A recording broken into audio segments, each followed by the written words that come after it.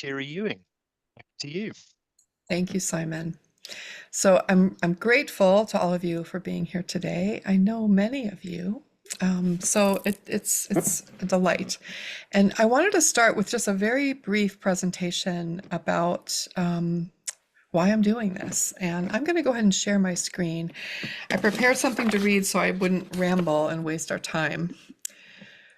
Let's see here. You have to let me know. Can everybody see my screen?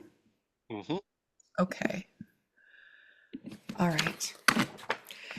So I want to begin by reading a quote from Ruskin. Let me see if I can do that. Let two persons go out for a walk, the one a good sketcher, the other having no taste of the kind. Let them go down a green lane. There will be a great difference in the scene as perceived by the two individuals. The second mentioned, the one who doesn't sketch, will see a lane and trees, and he will perceive the trees to be green, although he will think nothing about it. He will see that the sun shines and that it has a cheerful effect, but not that the trees make the lane shady and cool. And he will see an old woman in a red cloak, and voila, tout. But what will the sketcher see? His eye is accustomed to search into the cause of beauty and penetrate the minutest parts of loveliness. He looks up and observes how the showery and subdivided sunshine comes sprinkled down among the gleaming leaves overhead, till the air is filled with the emerald light and the motes dance in the green, glittering lines that shoot down upon the thicker masses of clustered foliage that stand out so bright and beautiful from the dark, retiring shadows of the inner tree, where the white light again comes flashing in from behind stars. Here and there, a bough is seen emerging from the veil of leaves. There are 100 varied colors. The old and gnarled wood is covered with brightness. Here is the jewel brightness of emerald moss. There, the variegated and fantastic lichens, white and blue, purple and red, all mellowed and mingled into a garment of beauty from the old withered branch. Then come the cavernous trunks and the twisted roots that grasp with their snake-like coils at the steep bank, whose turfy slope is inlaid with flowers of 1,000 dyes, each with his diadem of dew. And down like a visiting angel looks one ray of golden light, and passes over the glittering turf, kissing every blossom, until the laughing flowers have lighted up the lips of the grass with one bright and beautiful smile that is seen far, far away among the shadows of the old trees, like a gleam of summer lightning along the darkness of an evening cloud. As I love when he said diadem of dew. I would have never known what that meant if I had not been a reader of Emily Dickinson, because she used that word often. So he goes on to say, is this not worth seeing? Yet if you are not a sketcher, you will pass along the green lane, and when you come home again, have nothing to say or think about, but that you went down such and such a lane. I love this. This is probably the essence. This quote is probably the essence of my experience as someone who taught herself how to draw. When I started to draw it and really started to understand through Ruskin that drawing was basically seeing, it opened up the world to me in a very different way. I was suddenly a person who took a very different walk than the person I was with. And they would always say to me, what do you mean? I didn't see that at all, so it really did affect me. So I had always loved to sketch and to try my hand at art of different kinds. I was a knitter, weaver. I used to I can't even think, spin wool and then dye and knit things from it. So I've always had my hand at art in some way.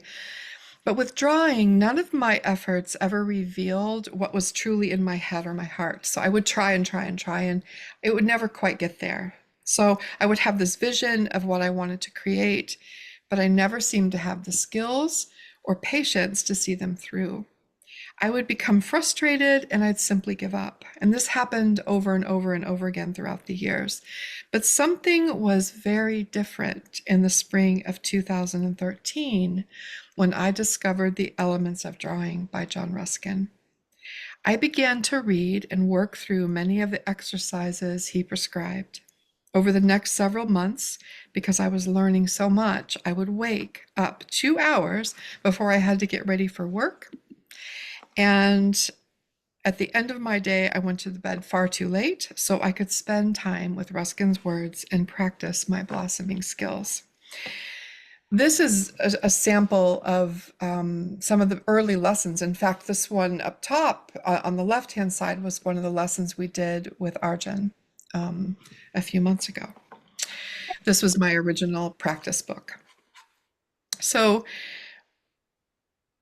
my first attempts were so very disappointing, I almost gave up many times, but then I tried my hand at painting a fresh spring green leaf that I had found on my morning walk.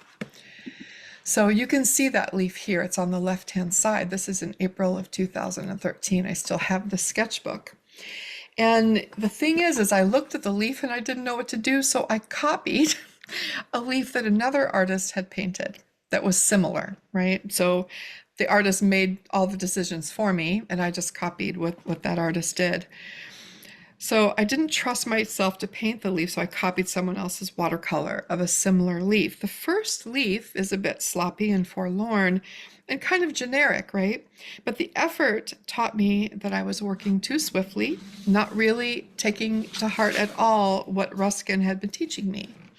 So I started again, and I spent days trying to paint another leaf that had been left over from the previous autumn. This is the one you see on the right-hand side.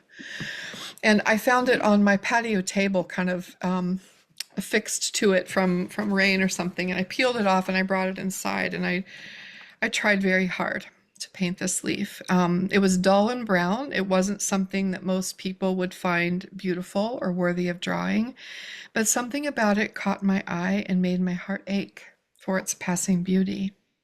I worked on it for several days, always keeping in mind something I perceived from my reading of Ruskin: the beauty is in the really seeing. When I looked closely at this tobacco brown withered leaf, the patterns and spots and subtle variations of color, the gentle turning lines of its veins were far beyond my skill level at the time, but I knew that this is what I wanted to learn: how to capture the essence of something so ordinary, a person, myself and others, would perceive it as extraordinary. I found a little more success in the second leaf and was inspired to get back to the labor which was required when the elements of drawing as your teacher. By then, there was no doubt in my mind that John Ruskin had become my master. So I want to show you a few other paintings of leaves that I did in the years that followed. This is maybe a year and a half later. This is a cottonwood piece of twig that fell from a tree on my property. These are beech leaves, I think, and acorns that I found in my backyard.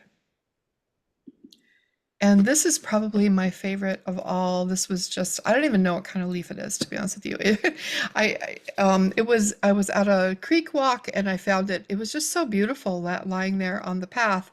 So I brought it home and I drew it over several days' time on a piece of porcelain clay. It's a board covered with porcelain clay. And I actually gave it to Clive Wilmer when he retired as guildmaster. So he had that drawing. So I wanted to end with this quote: "I believe that the sight is a more important thing than the drawing. I would rather teach drawing that my pupils may learn to love nature than teach the looking at nature that they may learn to draw." And I think this is, in my opinion, sort of the total pure essence of what Ruskin was trying to teach us in this book. That by slowing down and taking the time to draw something from the natural world, or a human face, or your cat or dog, anything, that we are taking the time to observe something closely, really learning to see it. Because if you don't see, you're going to have a leaf like my yellow floppy leaf, right? We're really learning to see the essence of what something truly is in our ordinary everyday lives. And by doing this, we open up something in ourselves that helps us love the world more. And I have seen it in myself. I have seen it with every student I've ever taught. We all start with the same lesson, drawing a stone with Ruskin's instructions.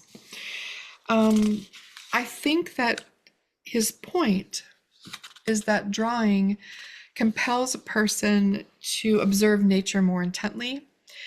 I think he believed that the value of drawing lies in sharpening our perceptions and in fostering a deep appreciation for the natural world rather than just creating art. So our task here is not to create art or learn how to create art. Our task is to spend time looking intently at a small object, lovingly and reverently capturing it with a pencil and a piece of paper.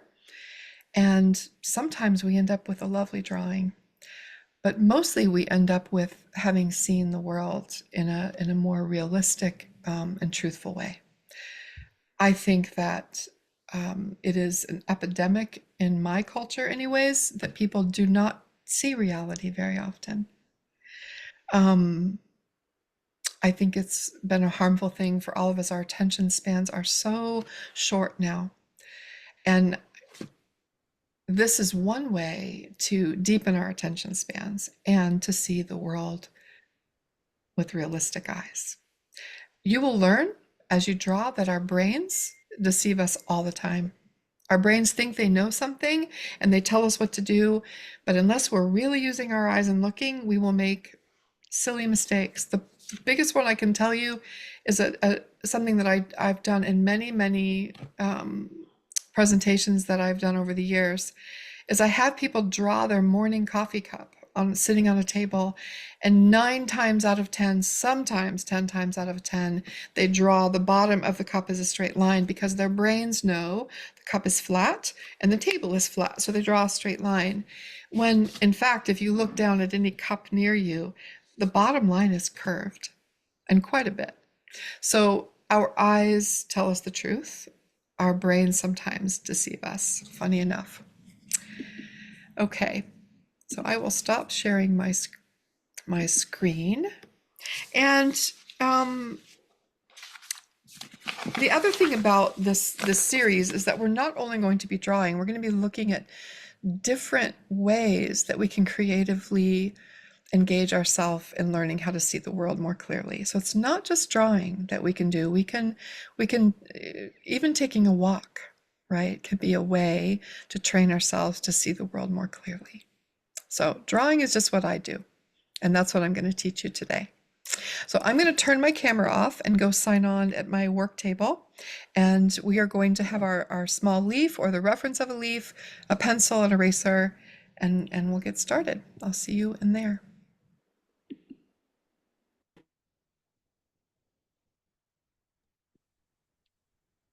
So this needn't concern anyone, but I'm having repeated messages. People are being told they can't join the call because the host is already on another call, which is the call they're trying to join.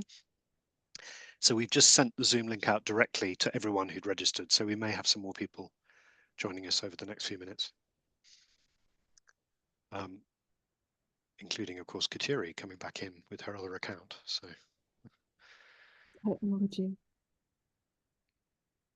here she is.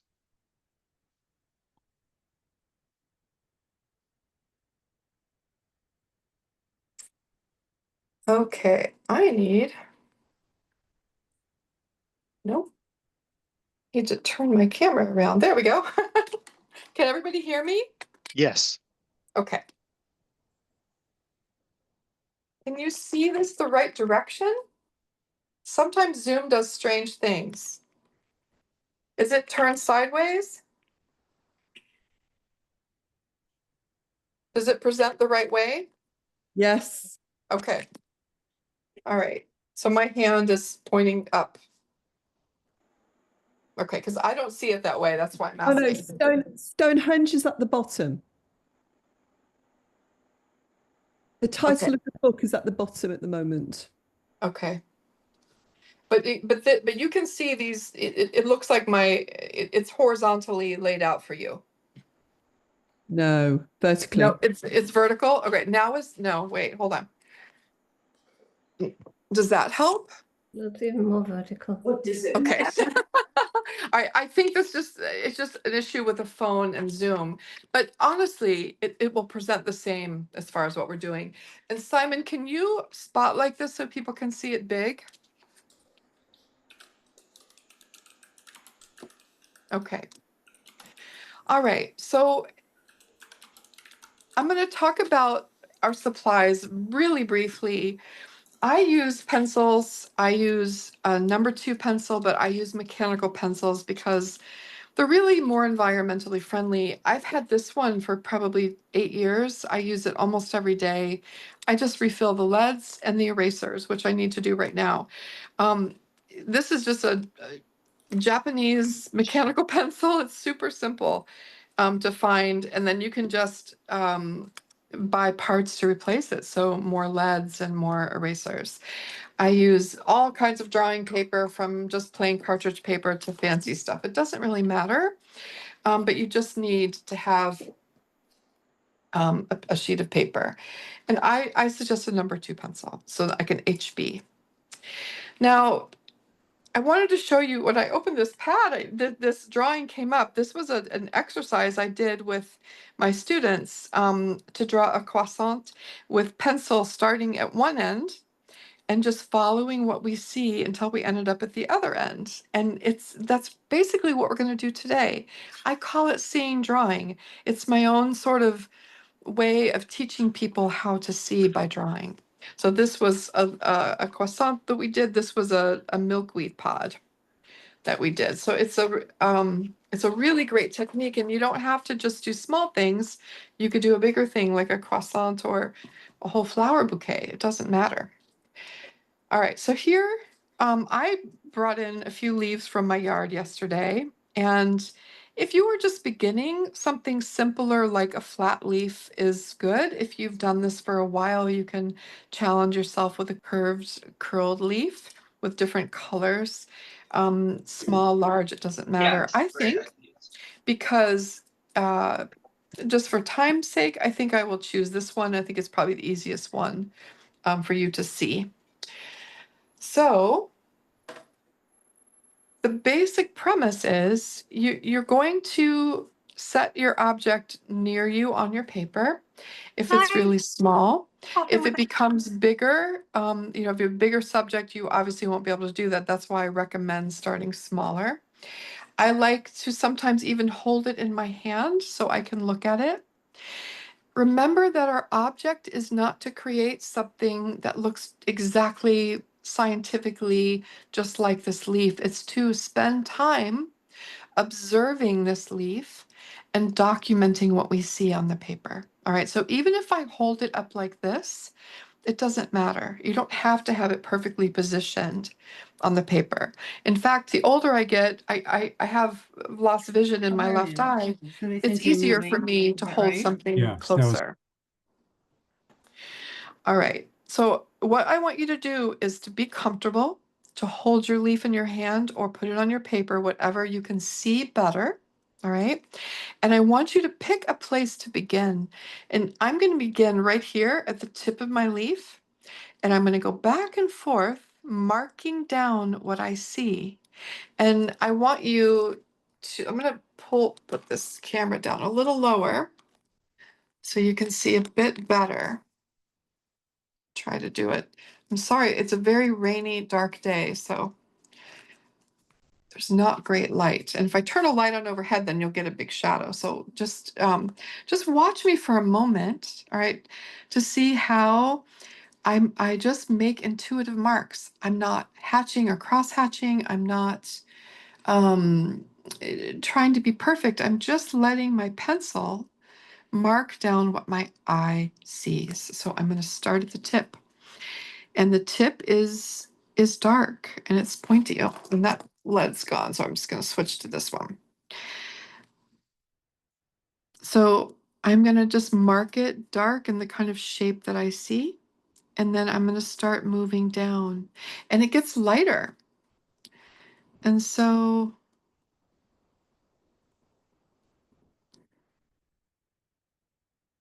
I just let my pencil lead be lighter on the paper, less pressure. And so it makes a lighter line. When it goes darker, I can press a little bit firmer, but not too firm. And there's this really light line that I see. So I'm going to make sure that I don't put any pencil there. And that's all I do. I just keep working my way across this beautiful leaf, kind of marking down what I see. And I could get really technical with you and tell you all sorts of things to look for, but in my experience, the best thing is to let you loose and remind you to go slowly. Remind you that you have an eraser on your pencil. If you feel like you've made a mistake, you can lift it off and start again. If you get lost, you can follow back to the point that you recognize and then move your pencil and start again. But the point is to go very slowly and truly just make the marks of what you see. Over time, this becomes like second nature and you'll know exactly how to mark it. If something gets very light, sometimes I just leave the paper white. All right, so I'm just gonna take my time and follow my leaf all the way to the bottom. So I would like you to begin in the same way. We can just quietly work together. If you have any questions, you can unmute and ask, and I'd be happy to answer.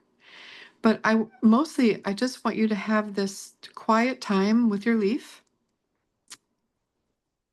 and allow you to experience really looking at something closely.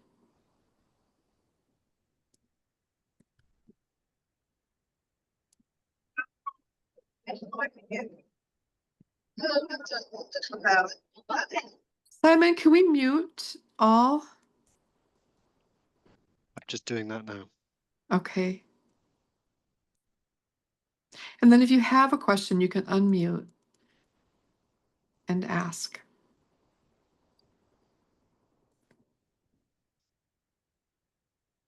I will say too that with this method, sometimes we end up with a leaf, like our finished markings on the paper might be longer than the real leaf or wider, or something might be off. And that is not the point. That is okay.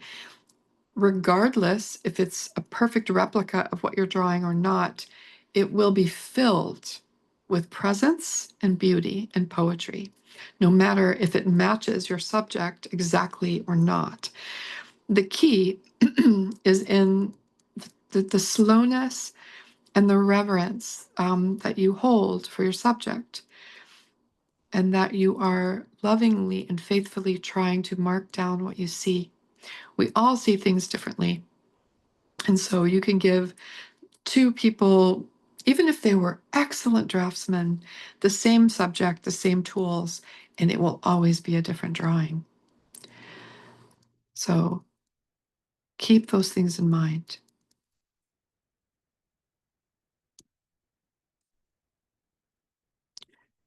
The more you spend time seeing, drawing things from the natural world, the more comfortable you get with mark making.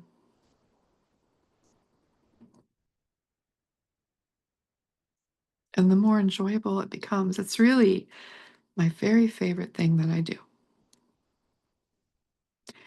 If you were going to take all my art supplies away from me and only leave me with one thing, it would be my pencil.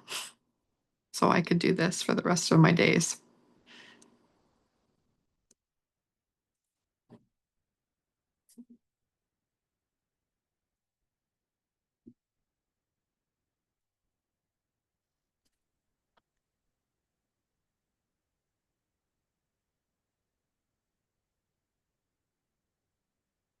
Another thing that I have learned is if you are an artist who is a working artist, by having even if you are an abstract artist, by having a practice like this, it improves everything you do. It affects everything else that you do. It helps you see more clearly. It helps you slow down. It's really for anyone, whether you want to be an artist or not.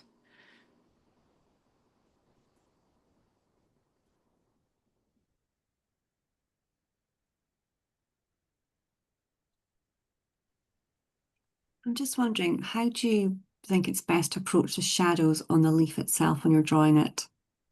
So the shadows, if you notice, like I have a little shadow over the left-hand side of my leaf. And so when I'm going about it, I'm just naturally making my lines a little darker there and my markings a little darker. Sometimes at the very end, I'll go back with a kneaded eraser or an eraser, and I will lightly lift up areas that were lighter than I marked them. You know what I mean? You can do that. You can use your eraser anytime you want. You can also go back and say, "Ooh, I want to make this a little darker," and just kind of skim coat with a little more graphite in that space. So truly, just I wouldn't worry too much. I would just think about being as faithful as you can to what you're seeing.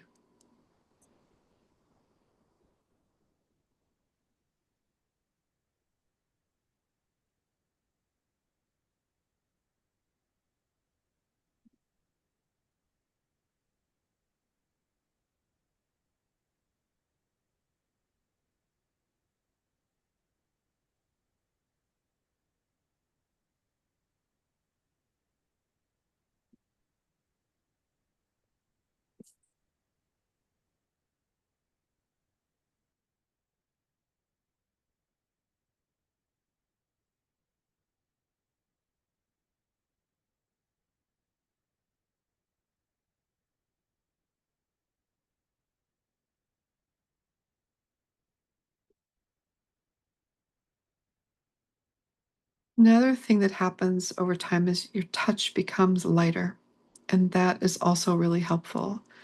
In the beginning, sometimes we can be heavy-handed. I always think of my pencil as like a hypodermic needle grazing a very ripe tomato. I want to go lightly so it doesn't burst, so it doesn't prick it. Um, that's a weird analogy, but it's what I thought of. I don't know. Or like a feather touch, like just as light as you can. You can always go over things another time, right? Or if you are a little heavy-handed, you can also use your eraser. Ruskin starts with pen a lot.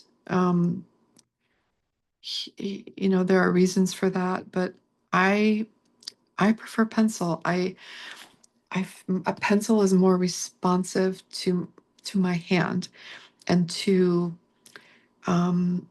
like when I'm looking at something, I'm feeling the texture of it in my like in through my eyes, and a pencil allows me to capture that with I want to say more tenderness, but that might sound odd. But it's true.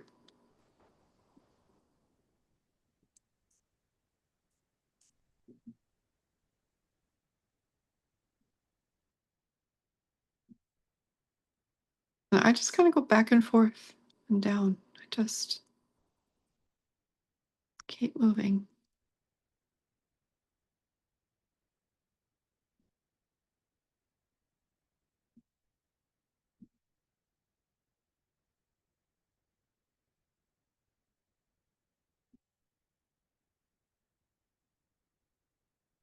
Another thing I recommend to my students is if they find a subject like this leaf, to draw it more than one time, to save it and maybe do it a few times over the week.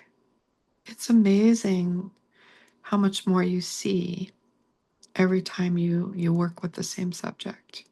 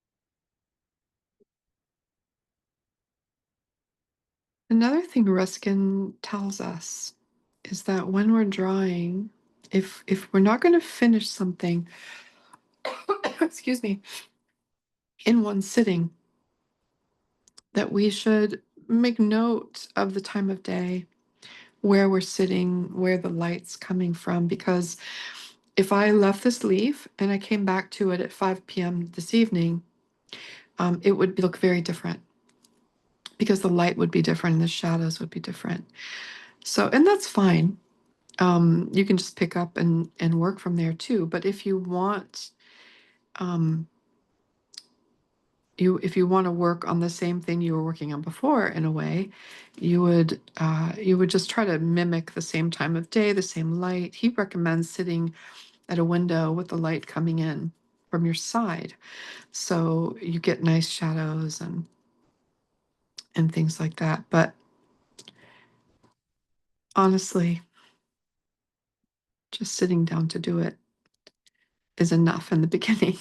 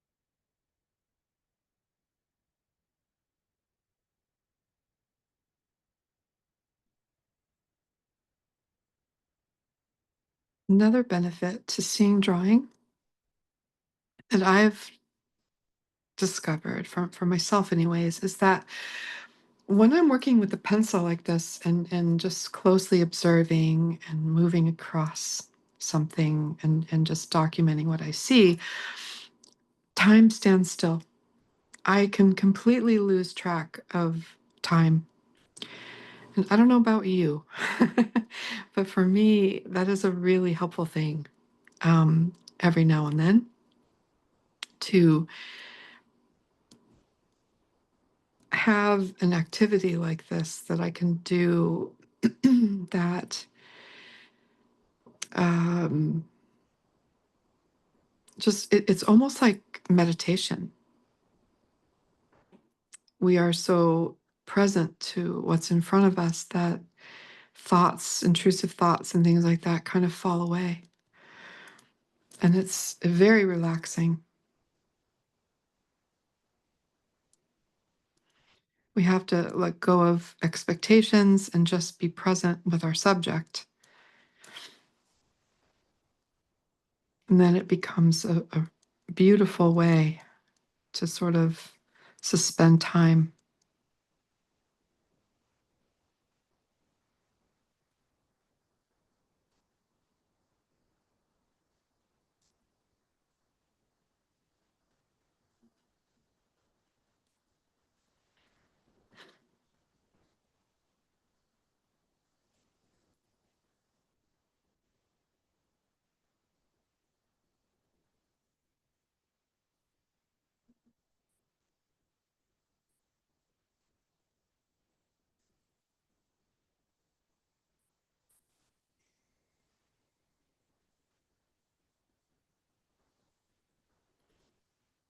Sometimes when I'm working like this, my brain kicks in and tells me, "Oh, you got that wrong."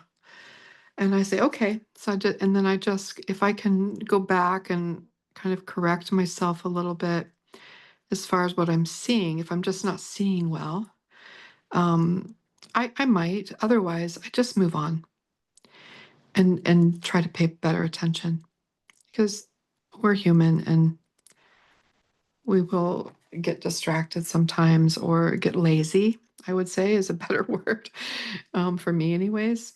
So I just go back and try to carry on.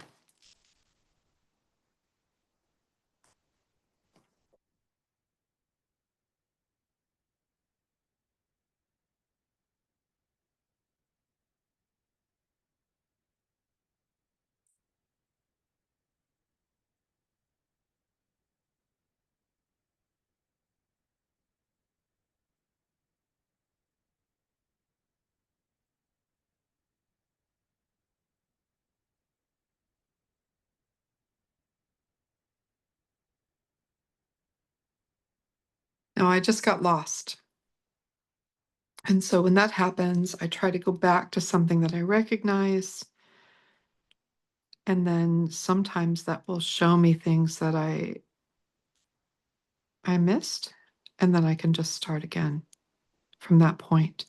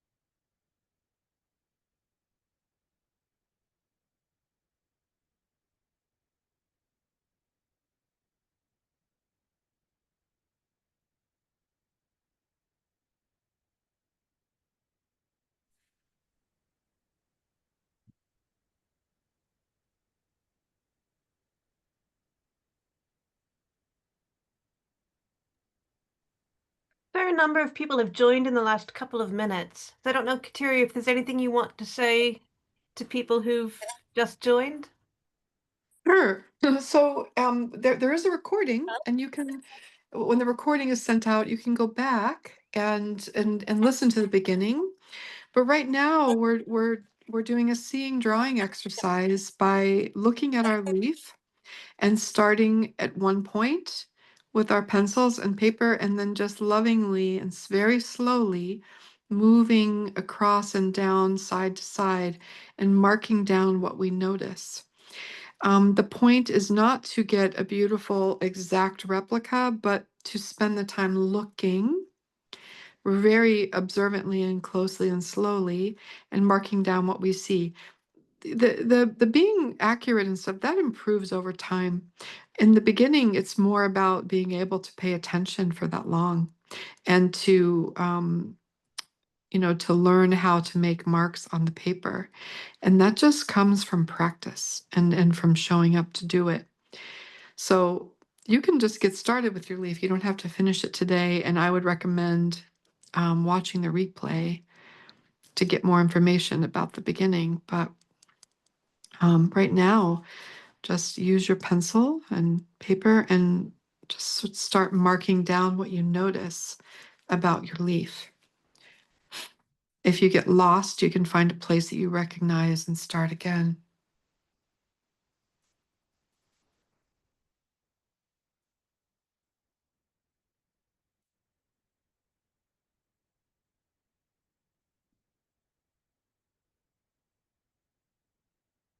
The replay will tell you everything you need to know.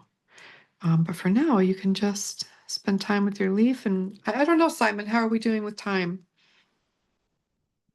We're coming up, well, 50 minutes we've been going also from when 50? we 50, Okay, so 50. So we've got okay, so 10 minutes time. and we'll stop for this session and just talk for a while. And if you don't finish, that's fine. You can pick up later.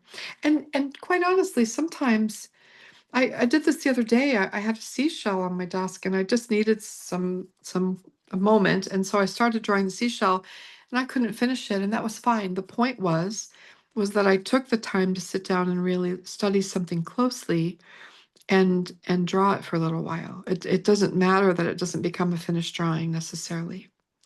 So it's the time we spend, and it's the learning how to see reality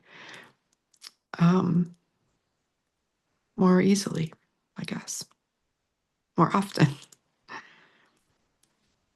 And Kateri, can I ask something, which is, I mean, obviously one can lean in and zoom in on the leaf if you like by bringing your head to the leaf. But would you ever recommend, if you were getting stuck or kind of finding it hard to see the wood for the trees, sort of picking the leaf up and having a really good look at it underneath it and sort of observing it in the round before placing it back where it was on the paper to kind of increase your sense of its architecture? Is that useful Absolutely. or is that counterproductive? No, it's fine. And I mean, very often I will hold things in my hand so I can look. I have terrible eyes. So if by holding something in my hand, I can look at it more closely. I'm not trying to make it exactly the same size or anything like that. That's not really the point. Yeah. So it's fine. But I will say it's easier if you stay with the same perspective for a while. Otherwise, you're going to get lost.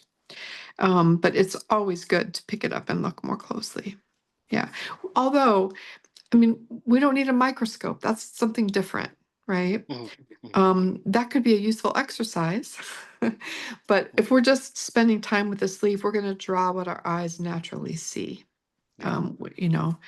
But no, I think picking it up and looking from all directions is great. And perhaps next time you draw it from the other side,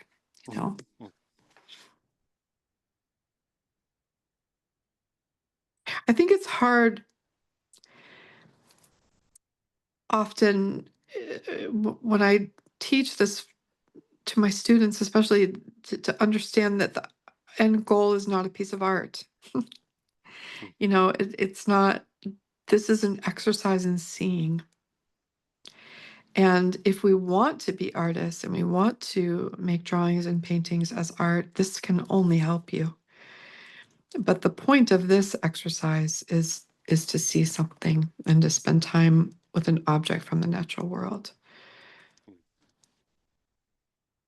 To learn how to discern reality, what our eyes really see, what's really there. I mean, my brain knows that this is a serrated leaf, and so I could just start drawing little points, and that would be a representation of a serrated leaf. But the truth is, sometimes they disappear. Sometimes they're there. Sometimes they're a little longer than the others. Sometimes they're absolutely even. It's best for this exercise that we really try to pay attention to what's really there.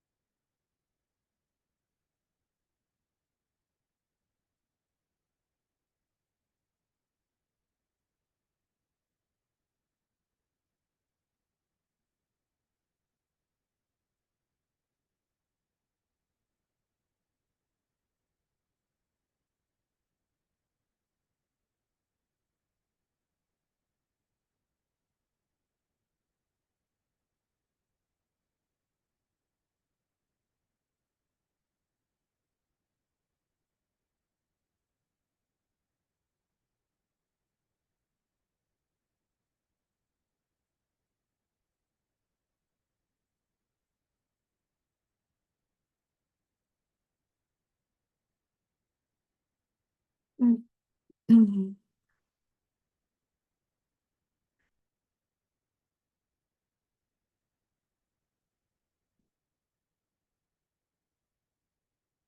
This might sound really silly, but there's a day in your life where I don't even know how old I was where I realized that every leaf on every tree is unique.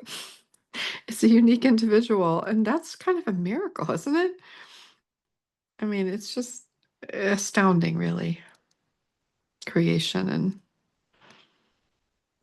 what's all around us all the time. And we need to take the best care of it.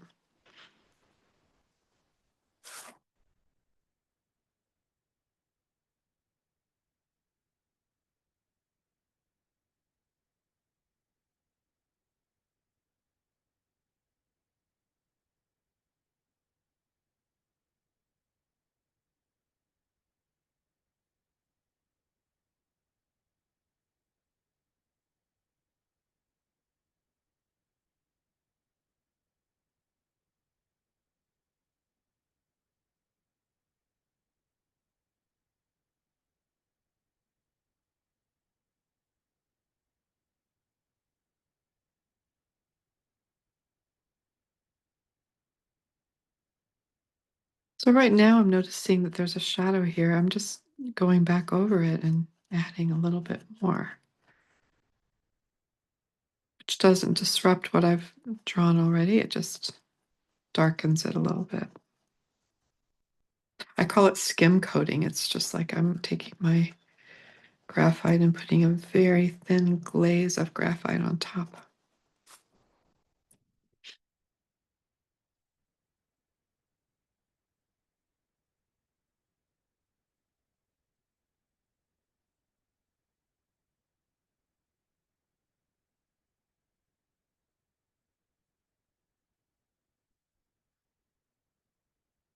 If I weren't talking to you and trying to explain things, if I were doing this on my own time, sitting here, I truly lose track of time.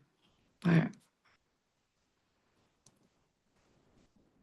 I get completely immersed in my subject, and It's just wonderful.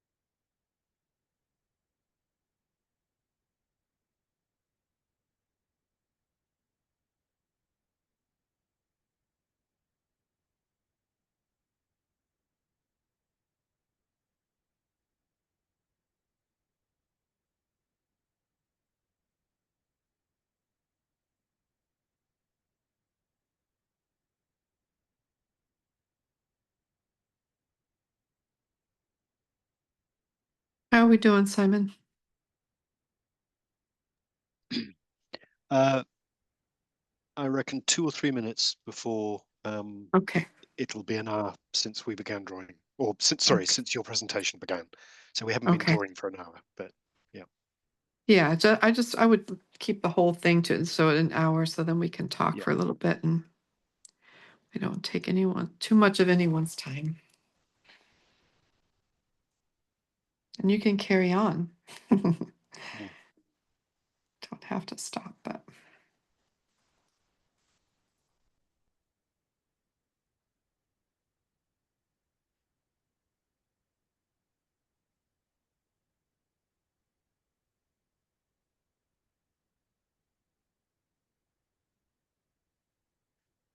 so this is an interesting dilemma. I noticed that I'm too wide here. Do I go back and erase? No, I don't. I could. If I really, really like I got a phone call or something and it distracted me and I made a mark that I shouldn't have, I might change it, but I just carry on, I just I find that over time, um, I see things better and better. So I don't make as many of those mistakes. Or I don't even know if I want to call them mistakes, but those things don't happen as often. But sometimes they do. And I just carry on. I just keep going and try to pay better attention. Because again, my goal is not to draw a leaf and frame it and put it on my wall. This is an exercise, right? So although sometimes you will draw something in this way and it'll be so lovely that you might want to put it in a frame and put it on your desk.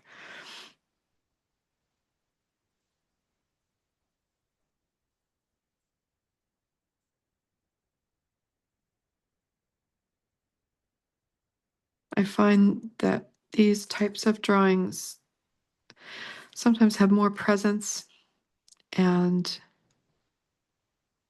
poetry in them than my professional drawings.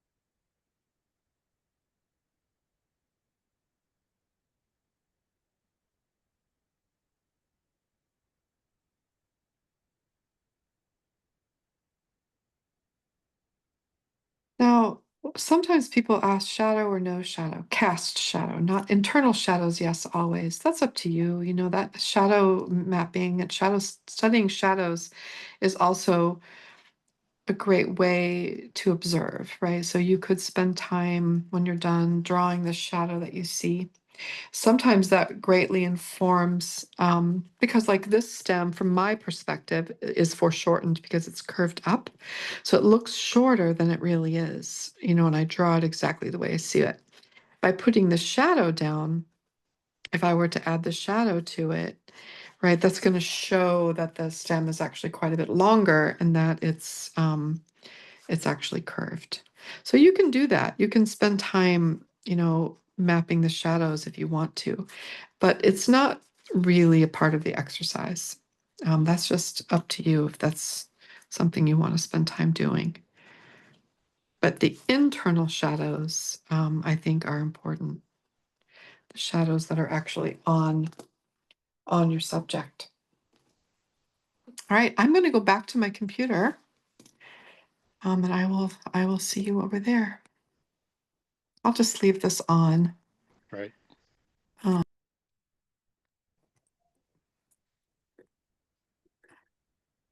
sure how I can mute it.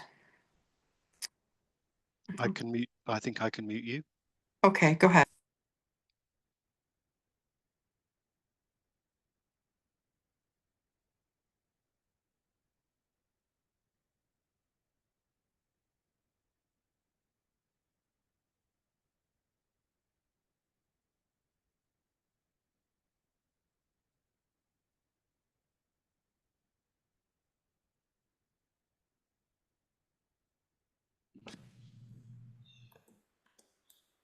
There. Can you hear me? Yes. Good. Okay. Oh, quite a few more people came. Great. Welcome. And again, watch the replay because it will explain a lot to you that you might have missed in the beginning. So I'm open to any questions. I think the biggest thing I want to make sure that people, oh, hi, Kim. The biggest thing I want to be sure that you take away from this is that it's an exercise, right? That the whole point is slowing down to really see something closely. And that can affect your art also, but it's not really the purpose of this. All right, so everything we do in this workshop together, whether it's drawing or photographing or talking about maps or, you know, whatever it is, fiber arts, whatever it is that we do, we want to make sure that our focus is on learning to see. Right, that's why we're here. I think Mary Camp, you have your hand up on Zoom. Yes. Do you have a question? Yeah. Yes, I do. Hi, thank you. I'm kind of new to drawing, but I have a question. The little bit that I've done, you know, some of the teachers emphasize like blocking out the whole thing before you start. Yeah. And you're deliberately not doing that. Is there any, I mean, why do we not do that? Or is there a point in doing that? Or how does this work in with that? So that is a technique that you would use if you were trying to do an art drawing for a piece of artwork.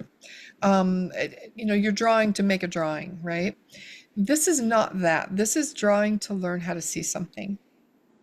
And this will, if you do this kind of exercise, it will greatly help you with the other kind, right? With making art. You will start to see things much more clearly and in reality. In other words, like you will notice when things are foreshortened, and so you will know what to pay attention to when you're blocking things out. It will help you with textures and form of things and all sorts of things. But for what our purpose here, we're not learning to make art. We're not learning to draw necessarily. We're learning how to see. So we're using drawing as a tool to help us see things more clearly. I hope that makes sense. Yes, thanks. Yeah. Okay. I have a whole book on learning how to draw that way. And it's called Look Closer, Draw Better. So I teach you how to block things out. So that's how you learn. That's a very legitimate way of drawing. But our purpose here is a little different. Thank you. Yep. Anybody else have any observations about what they did or anything? That's my mother. I do. Go ahead. Beautiful sleep. I picked it up on my walks this morning. I don't know. Like, can you hear me? No, I can't. All right, let me take myself off. I'm gonna drop it in comments. Okay. Sorry.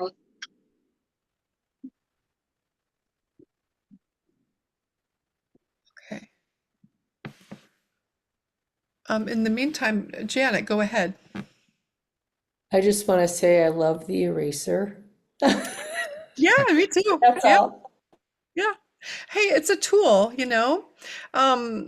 It's a tool, just like our pencil and our paper is a tool. We can use it. It's really useful to lift highlights of things. If you notice that you've been heavy-handed somewhere, you can just press your eraser and lift it up a little bit. Because our goal, while it's not to make the perfect representation, it is to see it clearly. And if we're suddenly lazy and start to go back and forth with our pencil too much and not really mark down what we see, we can back up, right, and use our eraser to back up and start over again. And for Yeah. my leaf, it helped me create, like, I don't know, it blended it in a Yeah. way that Yeah. was really fun. So anyway, I just realized how much I love the eraser. It's great. And there are other ways to do this too. Like you can draw with an eraser. You could take a piece of paper and you could put graphite powder or charcoal powder and rub it in and use your eraser to draw. It's a tool. So never feel like it's a tool. It's really useful, and I'm never without one. So that's great. Thanks. All right, let's see here. My leaf, okay. My leaf was so rich, and does color also inform the drawing? So it does and it doesn't. It does if, let's say you have a leaf that's super, super dark, and then you've got like a bright spot of yellow left or a bright spot of green. Yes, you can just go darker in the darker areas and keep the lighter parts lighter. A lot of times you might be surprised if you took a picture of your object and made it black and white, how much color goes away. I mean, like red and green might be exactly the same, depending on the value of them. So yes, if it's really dramatic, it does inform it, but mostly you're interested in value. So how light or dark something is to your eye, and the texture and the shapes of the shadows that you see and the textures that you see, and sort of the direction that things go. Because everything, especially everything that's organic, has a direction that it grows and that it is formed. And we can start to really see that when we are looking closely at drawing it. For instance, with like let's say you have an acorn and it's mostly that burnt sienna color on the bottom part, but you'll notice if you really look closely, there are lines that move up and down. They don't go across or around it, they go up and down, and that has to do with how it grew. So we start to notice these things that we may have never noticed before, and that's part of this exercise. So yeah, I hope that made sense. It does matter. But I wouldn't get too hung up on it. And I also recommend when you're first beginning, take a picture of your object and make it black and white and look at it and see where it's different, because our medium is black and white. If we were using watercolor to do this, which you can, that would be a whole nother thing. Color would be very important. All right, does that make sense?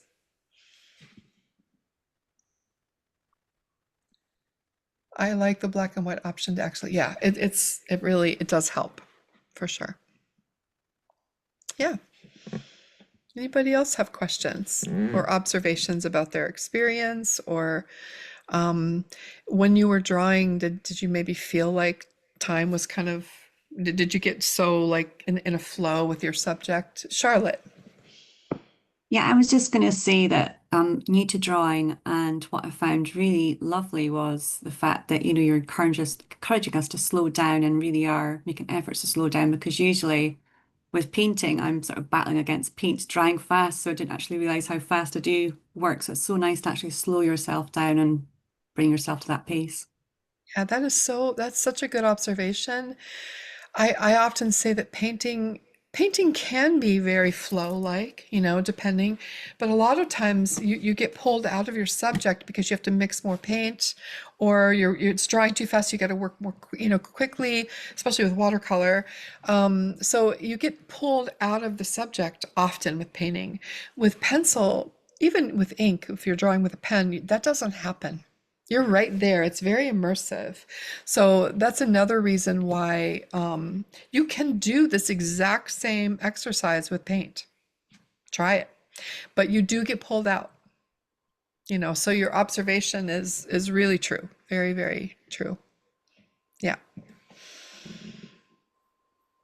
Anybody else? Is this anyone's first time to ever draw? Janet? No? It's a lie. Oh. Okay. To Okay. do this exercise, yes, but to draw, no. Okay. Yeah.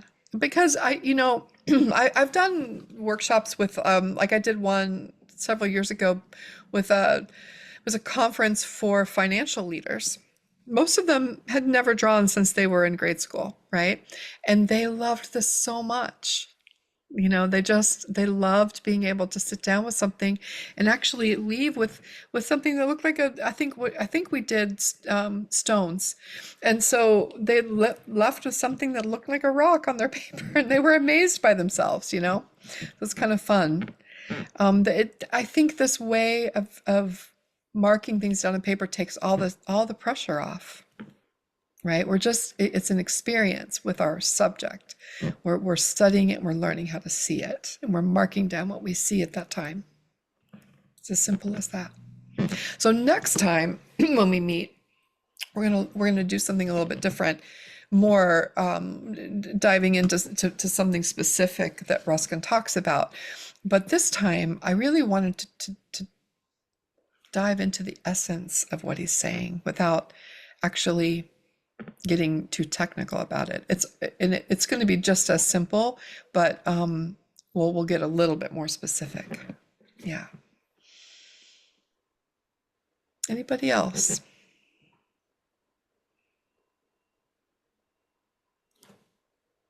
No? I found myself switching pencils. So I had randomly grabbed a pencil and was starting to get frustrated that my marks were always quite light, and realized that I was working with a B and went up to a 3B, and that seemed to help an awful lot in terms of being able to get a little bit of differentiation. Yeah, you can switch and pencils. Yeah. And yeah, next time I might even go wild and crazy and introduce a 6B in or something and see what happens. But yeah. You can. I don't want to make it any more, complicated than I have to with these, but that's always an option. You can have a variety of pencils and start with like a 2H maybe and get a really light. And then when you can go in with darker colors to fill in when you see darker things, you can do that. I do find if I'm constantly switching, it sort of takes me out. So if I stick with like an HB or a 2H for the whole thing, right? And then go back with a darker pencil if I want to make some areas darker at the end. I don't know if you saw, but at the end, I went into my leaf and I just kind of shaded all over the way I saw it, So yeah, that's great. I think now pencils are getting so good. I think the highest one I have now is like a 16B. It's pretty fun. Let's see, I switched to a 3 to practice drawing with, because if you get too firm with it, it will break, right? Yeah, that's fair. It's Toby said that she switched to a 0.3 millimeters to practice drawing with a lighter hand. And the one I'm using was a 0.5.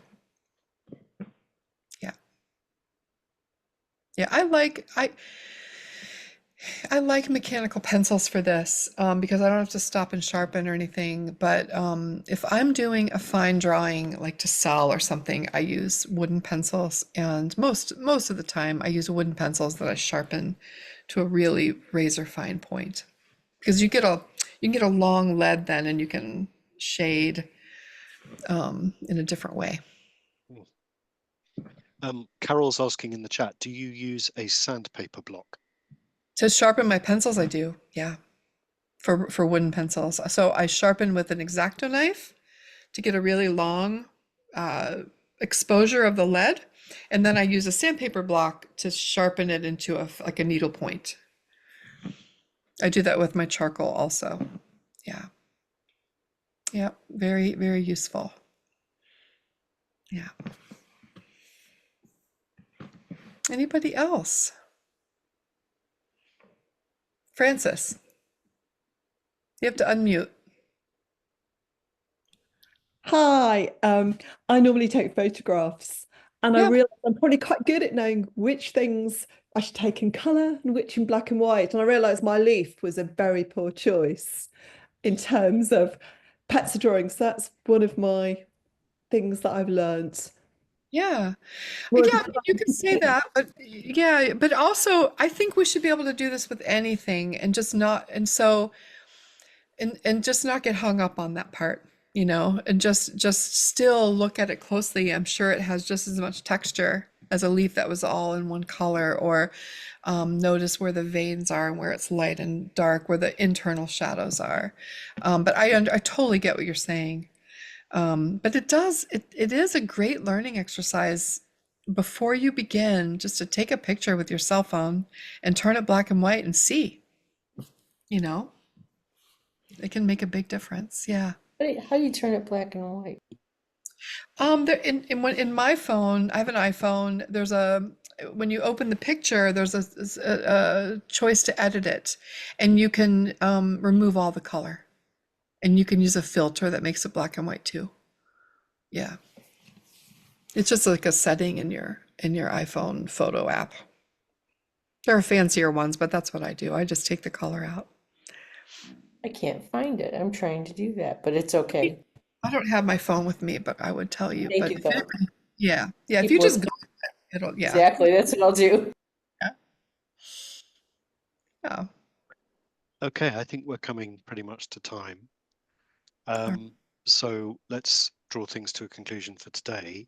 So the first and most important thing is to thank you, Kateri, so much for your Oh, beautiful leadership of the session, your introduction, and the inspiration of that, and then creating this very timeless atmosphere, as you said yourself, in which people can just slow down, quieten, and look and see, and make whatever marks they're making. So thank you so much. It's then very important, I should say, I'm sorry for those of you who struggled to get in. There appears to have been some glitch between Eventbrite and Zoom, because some people were not fine with the link that had been sent out. Anyone who emailed me during the first half hour of the session, I attempted to then send out a fresh Zoom link, which was the same link, but within the existing call. We will endeavour to work out what happened for next time. It is ironically the same link for each of the sessions. It's simply the Guild's meeting room, and the link applies to all the sessions. But what I will do is I will send out a fresh email to everybody with a link from within the call, or I will arrange it. It's actually going to be hosted by Rachel, not me, next time. But we will make sure that happens. You get sent link Zoom has generated from within the live call.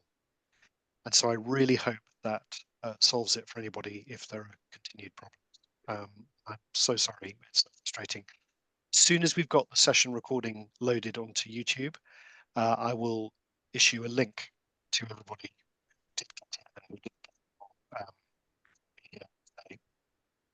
And as Francis said in the comments, warmly encourage you to go back to the beginning and listen.